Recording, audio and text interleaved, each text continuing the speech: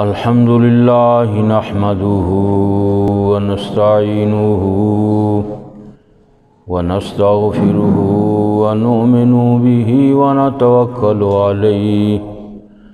ونعوذ بالله من شرور أنفسنا ومن سيئات أعمالنا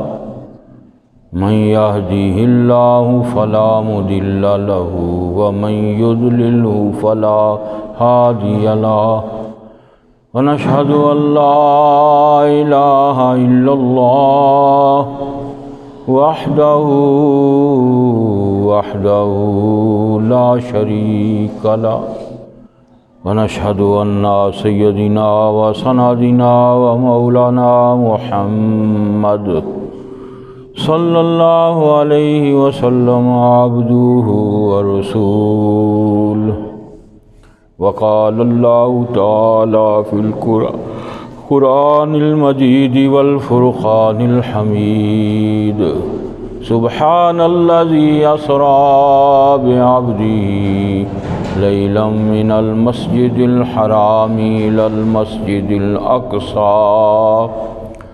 الذي باركنا حوله لنريه من آياتنا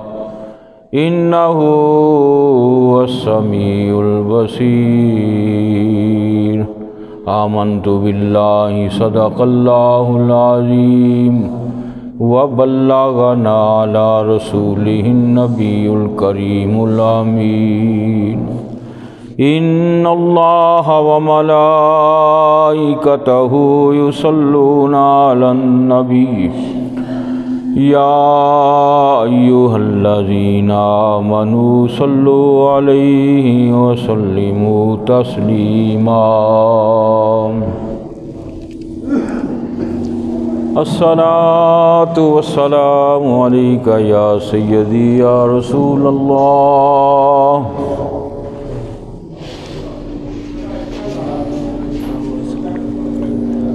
وعلى آلك وأصحابك يا حبيب الله معراج کی رتیا دھوم یہ تھی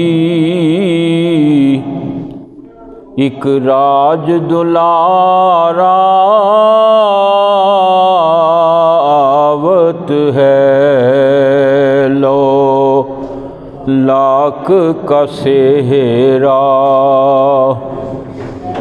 سر صحبت لو لاکھ کا سہرا سر صحبت وہ احمد پیارا آوت ہے معراج کی رتیا دھوم یہ تھی ایک راج دلارا آوت ہے یاسین کی چمک ہے دانتن میں طٰہ کا کرشمہ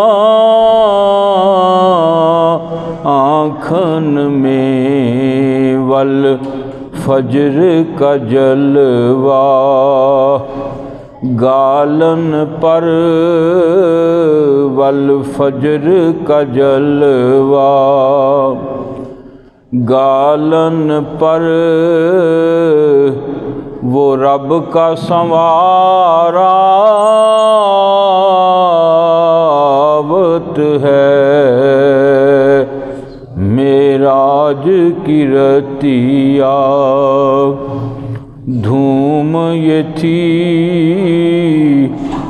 ایک راج دلارا آوت ہے حوروں نے کہا جب بسم اللہ غل پکارا الا اللہ، خود رب نے کہا ما شاء اللہ، محبوب ہمارا آوت ہے، خود رب نے کہا ما شاء اللہ، محبوب ہمارا آوت ہے، معراج کی رتیا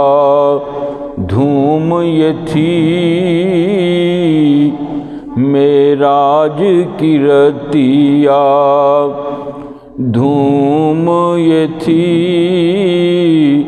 ایک راج دلارا آوت ہے۔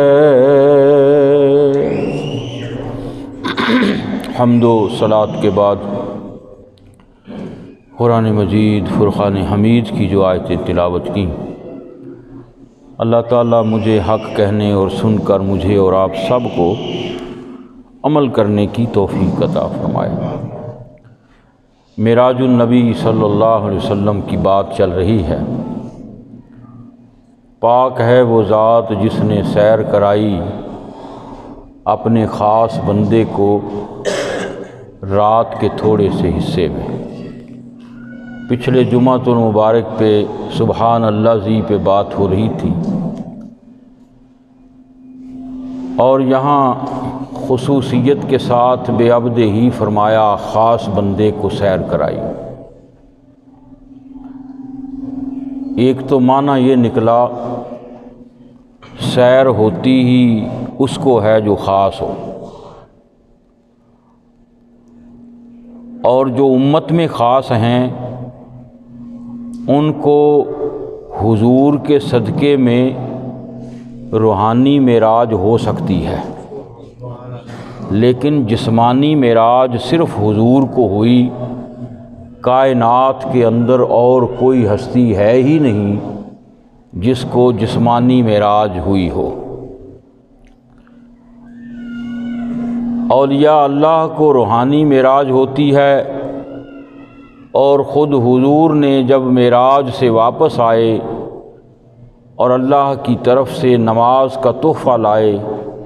تو فرمایا الصلاۃ معراج المومنین، نماز مومنوں کی معراج ہے۔ یعنی اگر ایک مومن نماز کو پڑھے، پھر نماز کو سمجھے، پھر نماز کو قائم کرے، اور پڑھتے پڑھتے وہ اللہ کا قرب اس حد تک حاصل کر لے تو فرمایا پھر یہی نماز اس کے لیے معراج بن جاتی ہے۔ عام بندے اور خاص بندے میں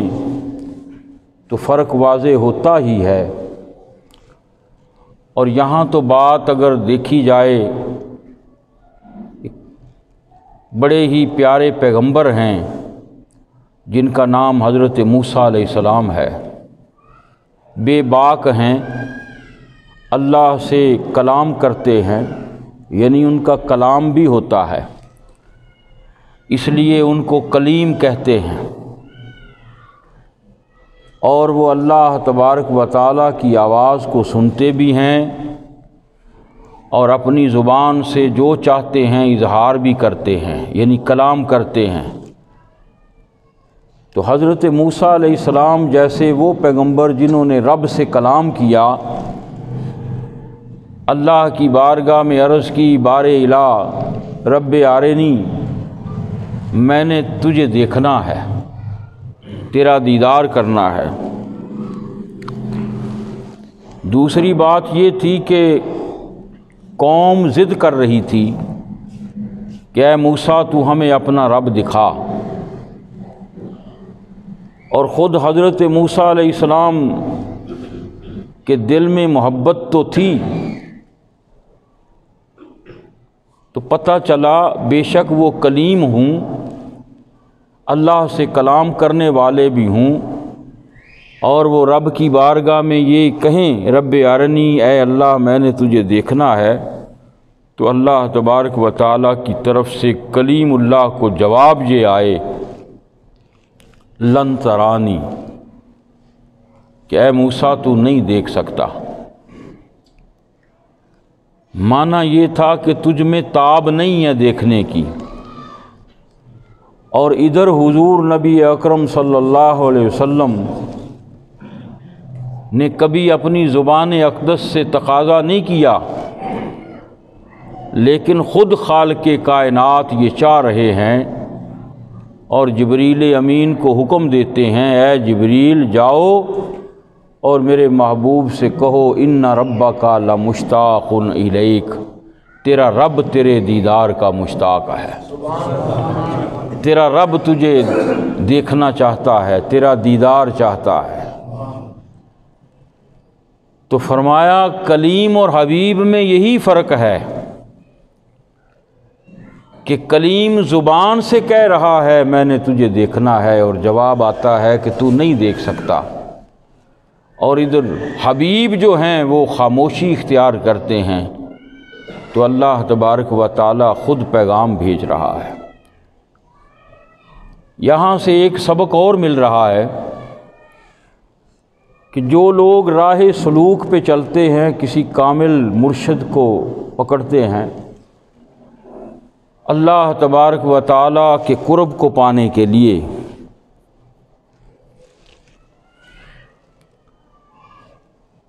تو ان کو ادب یہ ملحوظ رکھنا چاہیے کہ وہ اپنی مرضی نہ کریں بلکہ مرشد کی مرضی کو اپنے اوپر طاری کریں، اپنی مرضی نہ کروائیں، اس لیے کہ اگر دل میں عشق بھی ہو، طلب بھی ہو، تو علامہ اقبال رحمۃ اللہ تعالیٰ علیہ نے بڑی پیاری بات کر کے اشارہ کر دیا کہ سوداگری نہیں عبادت خدا کی ہے، بے خبر جزا کی تمنا ہی چھوڑ دے، اور بہتر ہے دل کے ساتھ ساتھ رہے پاسبان عقل، کبھی کبھی اس کو تنہا بھی چھوڑ دے۔ اور پھر موسیٰ علیہ السلام کی طرف اشارہ کرتے ہوئے شوخی سی ہے سوال مقرر میں اے کلیم، شرط رضا یہ ہے کہ تقاضا ہی چھوڑ دے۔ یعنی اگر تو یہ چاہتا ہے کہ محبوب کی رضا پہ راضی ہونا ہے، تو اگر محبوب تجھے دیدار دینا ہی نہیں چاہتا تو ضد کیوں کرتا ہے؟ تیرا یہ کہنا کہ مجھے دیدار دے اور ایک مرید کا کامل پیر کی بارگاہ میں مقام مانگنا، یہ بھی درست نہیں ہے، اس لیے کہ وہ بارگاہ ایسی ہے جہاں بن مانگے عطا ہوتا ہے، لیکن عطا اسی کو ہوتا ہے جس کا آگے ظرف ہو، جس کی ہستی مٹی ہوئی ہو۔ تو ایک یہ سبق نکلا معراج کے واقعے سے کہ ادھر حضرت موسیٰ علیہ السلام تقاضا کریں تو انکار ہو رہا ہے، ادھر خاموشی ہے تو رب خود پیغام بھیج کے جبریل امین کو بھیج کے بلوا رہا ہے۔ اور دوسرا سبحان الذی اسریٰ بعبدہ میں جو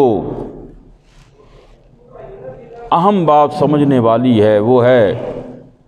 کہ خاص بندے کو سیر کرائی تو پتہ یہ چلا کائنات کے اندر سب خاصوں کے خاص حضور نبی اکرم صلی اللہ علیہ وسلم کی ذات ہے۔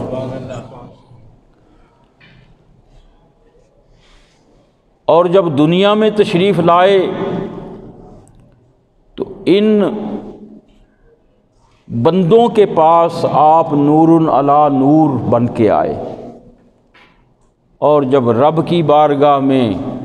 معراج کے لیے گئے تو پھر بشری اپنی صفات کے سمیت ہی گئے، اور وہاں تک گئے کہ جہاں تک نوریوں کے سردار حضرت جبریل علیہ السلام بھی نہیں جا سکتے تھے، وہ بھی سدرۃ المنتہا پہ جا کے رک گئے۔ پتہ چلا جو مقام بشر کا ہے، جو مقام خاص بندے کا ہے، وہ نوریوں کے سردار کا بھی نہیں ہو سکتا۔ یہ جو فرمایا نا کہ فرشتوں سے بہتر ہے انسان بننا، مگر اس میں لگتی ہے محنت زیادہ۔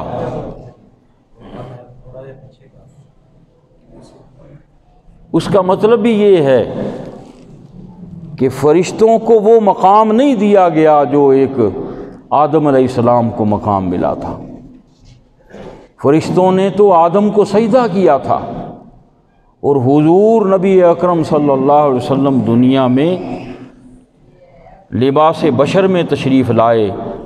تاکہ اپنے امتیوں کو بشریت کے مقام کے جو مرتبے ہیں وہ سمجھا سکیں اور ان تک پہنچا سکیں۔ اسی لیے اللہ تبارک و تعالیٰ نے آپ کو بلندیاں عطا فرمائیں، چونکہ اللہ کے محبوب ہیں۔ اور یاد رکھیے گا، محبوب کہتے اس کو ہیں جس کے اندر ادائیں ہوں۔ دنیاوی طور پر کبھی کسی سے محبت ہو جائے تو یہ ضروری نہیں ہوتا کہ کسی کا رنگ بہت صاف ہو تو اسی سے ہوگی۔ کسی بھی رنگ کا ہو، کسی بھی نسل کا ہو، کسی بھی مذہب کا ہو، اگر دل میں اتر گیا تو پھر کوئی نہ کوئی اس کی ادا دل میں بیٹھ جاتی ہے، جس ادا کو یاد کرتے ہوئے بندہ دل اس کو دے بیٹھتا ہے، محبت کر لیتا ہے۔ محبوب ہوتا ہی وہ ہے جو ادا رکھتا ہے، اور حضور نبی اکرم صلی اللہ علیہ وسلم تو اللہ کے محبوب ہیں۔ اور ادا دیکھیں کہ ساری ساری رات اس گناہ گار امت کے لیے غاروں میں روتے ہیں کہ بار الہ میری امت گناہ گار ہے، اسے بخش دیجئے۔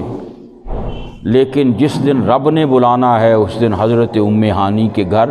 سو رہے، آرام فرما رہے ہیں۔ اللہ تبارک و تعالیٰ کے حکم سے جبریل امین تشریف لاتے ہیں، دروازے پہ دستک نہیں دیتے، دروازے کو کھولتے نہیں، چونکہ آپ نوریوں کے سردار ہیں، آپ جو چاہیں اللہ نے وہ قوتیں بخشی ہیں۔ آپ نے اوپر سے چھت کو پھاڑا، اور چھت کو پھاڑ کے نیچے جب اترے حضور کے قدموں کی طرف کھڑے ہو گئے۔ اب یہ بھی پتہ ہے کہ یہ ادب کی جگہ ہے، محبوب خدا ہیں، اگر کوئی بے ادبی ہو گئی تو پھر اللہ کی بارگاہ سے کہیں راندہ درگاہ نہ ہو جائیں، کیونکہ عبادتیں ایک طرف، ساری زندگی آپ سجدوں میں گزار دیں وہ ایک طرف، اور حضور نبی اکرم صلی اللہ علیہ وسلم کی کوئی اگر اونچی آواز میں آپ کے آگے بول ہی پڑے تو ساری زندگی کے اللہ تعالیٰ اعمال کو برباد کر دیتا ہے۔ یعنی ایک غلطی، ایک کوتاہی، ایک گستاخی ساری زندگی کے ایمان اور نیکیوں کو ضائع کر دیتی ہے۔ یہ جبریل امین جانتے تھے، اسی لیے تو یہی تعلیم لی کہ اگر حضور حضرت علی کرم اللہ وجہہ کی گود میں سر رکھ کے آرام فرما رہے ہیں تو پھر حضرت علی دیکھ رہے ہیں نماز عصر جا رہی ہے تو چلی جائے، لیکن کہیں حضور کی بارگاہ میں اگر میں ہل گیا تو حضور کے آرام میں خلل نہ پڑ جائے۔ اور یہ ادب سیدنا صدیق اکبر رضی اللہ تعالیٰ عنہ فرما رہے ہیں کہ جب حضور کو غار میں لے کے گئے اور حضور نے سر گود میں رکھا تو سو گئے۔ یہاں یہ مطلب نہ سمجھ لینا کہ حضور کا سونا بھی ایسا ہی ہے جیسے ہم سوتے ہیں، نہ ہم سو جائیں وضو ٹوٹ جاتا ہے، حضور سو جائیں تو وضو نہیں ٹوٹتا۔ حضور فرماتے ہیں میری آنکھ بظاہر سوتی ہے، یعنی آنکھ بند ہوتی ہے، لیکن میرا دل جاگ رہا ہوتا ہے۔ یعنی حضور اگر سوئے بھی ہوئے ہیں تو کائنات کے سارے غیب آپ کے اوپر واضح اور عیاں ہیں، اس لیے کہ اعلیٰ حضرت فرماتے ہیں کہ کوئی غیب بھلا تجھ سے ہو کیسے نہاں، جب خدا ہی نہ چھپا تجھ پہ کروڑوں سلام۔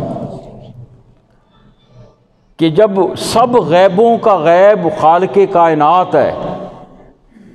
جب آپ نے اس رب کو ہی اپنی ظاہری آنکھوں سے دیکھ لیا، وہ نہیں چھپا آپ سے، تو باقی کائنات کی چیزیں کیا چھپیں گی۔ پتہ یہ چلا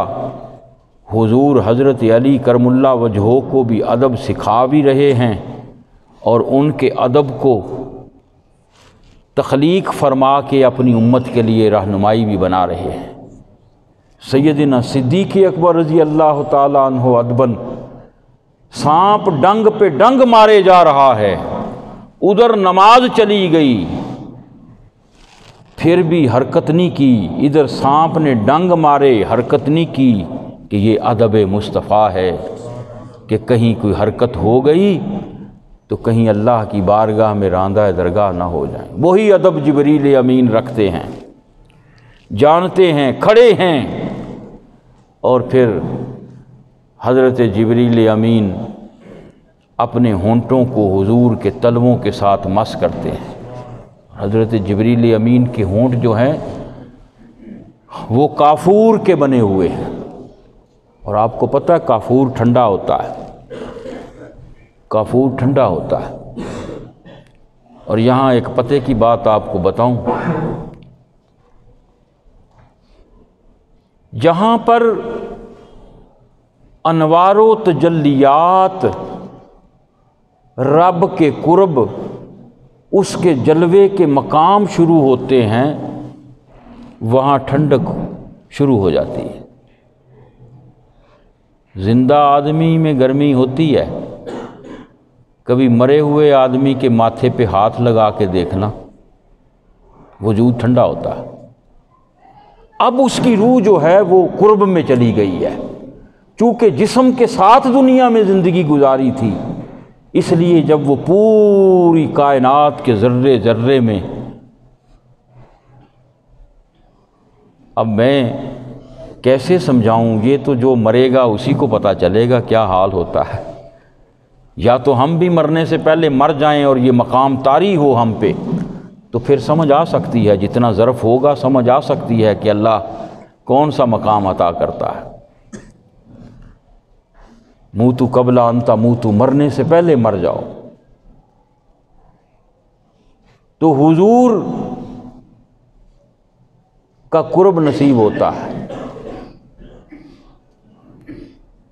یہ نہیں کہتے کہ جب کہو یا رسول اللہ تو ہونٹوں انگوٹھوں کو چوم کے کہو قرۃ عینی بک یا رسول اللہ، میری آنکھوں کی ٹھنڈک۔ اور حضور نے نماز کو آنکھوں کی ٹھنڈک فرمایا، کیوں؟ الصلاۃ معراج المومنین، اس لیے کہ نماز وہ عروج دیتی ہے جو رب کے قرب کی بلندیوں میں گم کر دیتی ہے بندے کو۔ تو رب کے قرب میں جب جاتا ہے تو اس کے اوپر ٹھنڈک طاری ہوتی ہے۔ اور حضور خود فرماتے ہیں، آگے چل کے انشاءاللہ عرض کروں گا، کہ جب کان قاب قوسین او ادنا کا مقام آیا تو آوازیں آنی شروع ہو گئیں، او ادنا محمد،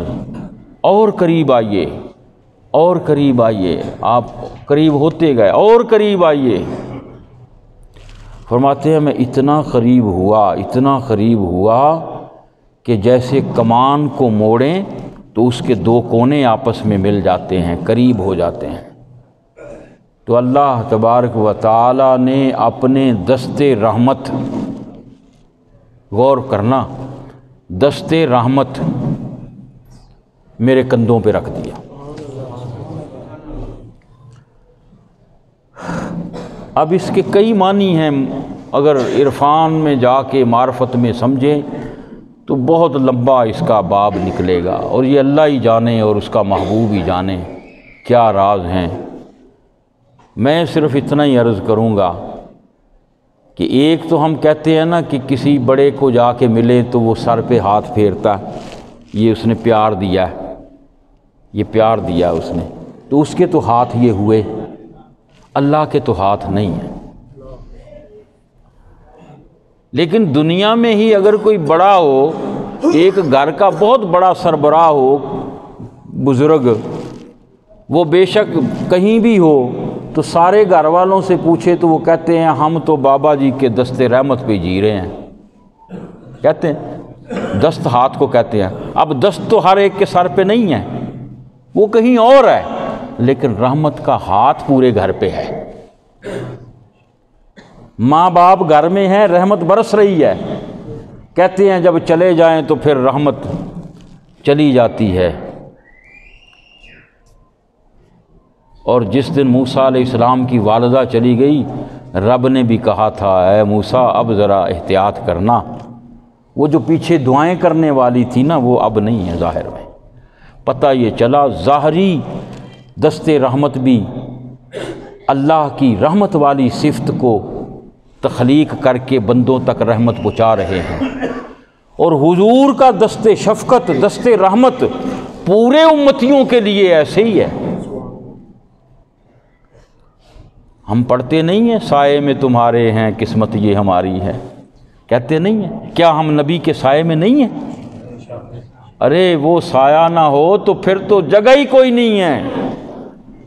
کہیں نہ سکون نہ چین نہ آرام، کبھی کچھ نہ ملے اگر حضور کا سایہ شفقت اور سایہ رحمت میں نہ ہوں تو۔ اب حضور، اب آپ اندازہ کر لیں اگر یہ معنی کریں تو پھر اللہ کے بظاہر بشری ہاتھ تو نہیں ہیں، لیکن وہ رحمت والے ہاتھ ہیں، اور وہ رحمت والے ہاتھ حضور فرماتے ہیں میں نے اپنے کندھوں پہ محسوس کیے اور میں نے سب کچھ جان لیا، اور اس کی ٹھنڈک میں نے محسوس کی۔ اور جب حضور یہ بات دنیا میں بیٹھ کے بیان فرمایا کرتے تھے تو ساتھ فرمایا کرتے تھے وہ ٹھنڈک آج بھی میں محسوس کر رہا ہوں۔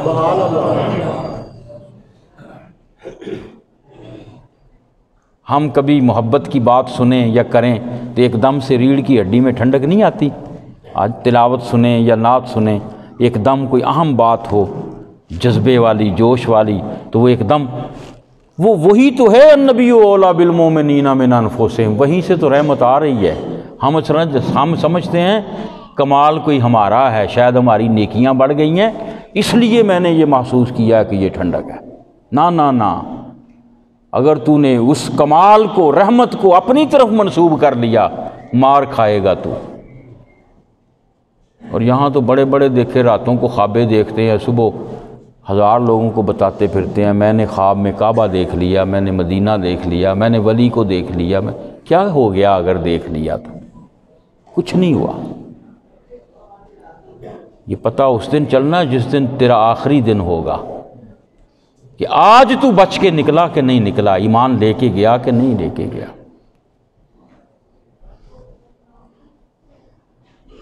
تو فرماتے ہیں میں نے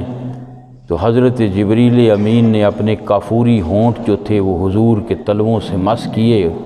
اور بوسے لینے شروع کر دیے، اور جبریل امین کے کافوری ہونٹ کو حضور نے محسوس کر لیا۔ اچھا، جو میں بات کر رہا تھا کہ جب بندہ مر جاتا ہے تو ٹھنڈا ہو جاتا ہے،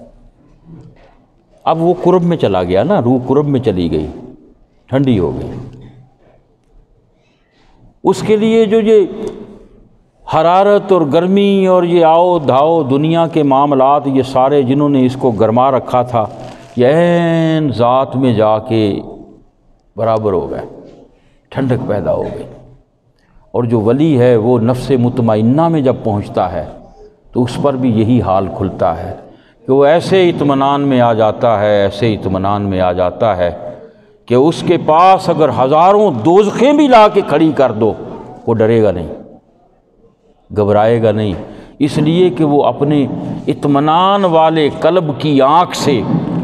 نبی اور رب کے جلوے میں کو دیکھ رہا ہوتا ہے۔ اگر یوسف علیہ السلام کے جلوے کو دیکھ کر چھریاں چل جائیں، انگلیاں کٹ جائیں، خون نکل آئے، دردیں نہ ہوں، تو یہاں دھیان کہیں اور جا سکتا ہے اگر جلوہ مصطفیٰ سامنے ہو تو؟ ہیں جی، ہم تو مدینہ جانے کے لیے ترستے رہتے ہیں، اور چلے بھی جائیں، اللہ لے بھی جائے تو دیکھیں وہاں جا کے کہتے ہیں یار وہاں پہ کوئی خیال نہیں آیا، وہ جو گھر میں ہوتے تھے خیال سارے، وہاں پہ وہ جو ہر وقت پڑا رہتا تھا نا دماغ گرم اور فساد اور یہ، یہاں تو بس سکون ہی سکون ہے، ٹھنڈک ہی ٹھنڈک ہے، کیونکہ حضور کے قریب چلے گئے ہو، اور جن کے تم سفر کر کے قریب جا رہے ہو وہ تیرے اندر ہی موجود ہے نور ان کا، لیکن اندر سے اس لیے محسوس نہیں کر پا رہے کہ تم نے دیواریں ہی اتنی بنا لی، محبتیں ہی اتنی اندر داخل کر لی ہیں، ڈھیر لگا دیے، اپنے آپ کو بند کر دیا، وہ رستے ہی بند ہو گئے جن سے وہ رحمت آنی تھی۔ اب سمجھ لے ہر کوئی اپنے اپنے اندر جھانک کے کس نے کون سا رستہ بند کیا ہوا ہے۔ تو حضور نبی اکرم صلی اللہ علیہ وسلم اٹھے،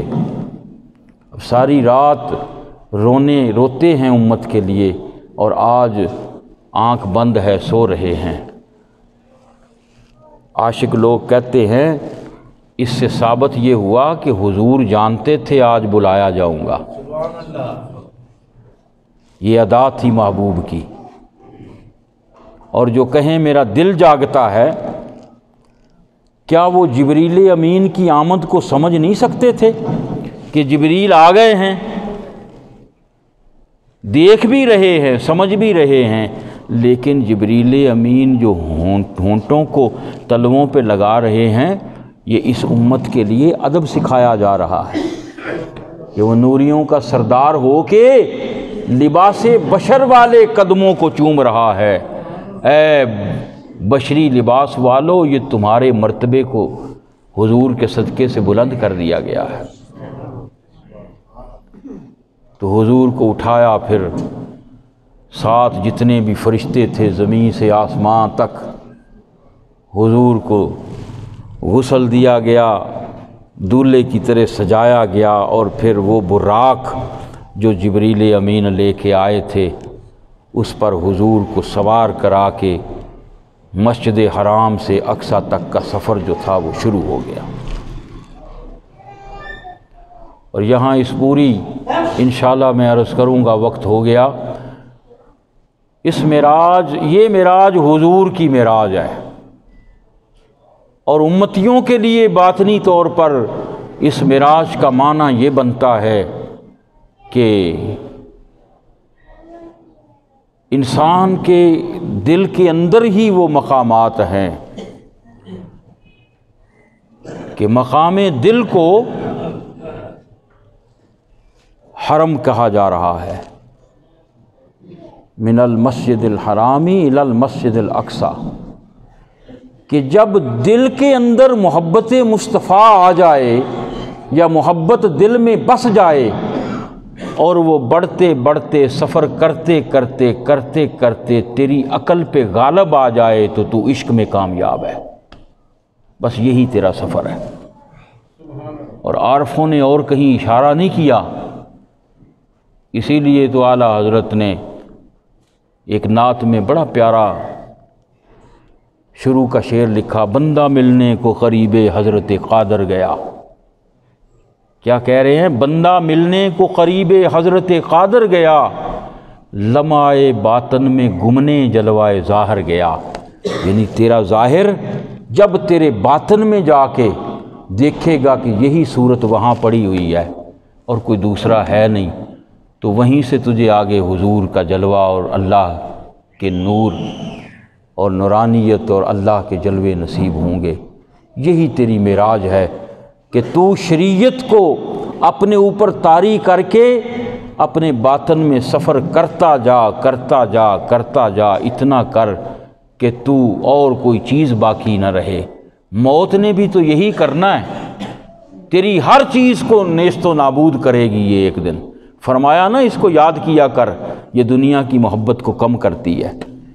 دنیا کی محبت میں ہی تو بسے ہوئے ہیں ہم۔ اللہ تعالیٰ عمل کی توفیق عطا فرمائے۔ وما علینا الا البلاغ۔